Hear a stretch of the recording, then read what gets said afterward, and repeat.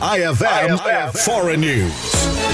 Natuklasan ng Taiwan ng 37 sasakyang panghimpapawid ng China, kabilang ang mga fighter jets at drones, malapit sa Self-Ruled Island noong linggo habang nagsasagawa ang Beijing ng long-distance training flight. Sinabi ng Defense Ministry ng Taiwan na nagsimula ang pag-detect sa mga sasakyang panghimpapawid ng China kung saan 35 sa mga ito ay tumawid sa Median Lane ng Taiwan Strait at pumasok sa airspace ng Taiwan papunta sa Western Pacific Ocean. Bilang tugon, nag-deploy ang militar ng Taiwan ng kanilang mga sasakyang panghimpapawid, barko at shore-based missile systems. Naganap ito isang araw matapos ring mag-ulat ang Taiwan ng Joint Combat Readiness Patrol ng China sa paligid ng isla na may mga fighter jets at barko. Patuloy na pinipilit ng China ang kanilang pag-angkin sa Taiwan at hindi inaalis ang posibilidad ng puwersahang pagsakop sa isla. Para sa IFM News, ako si Idol Shelby Gagarin.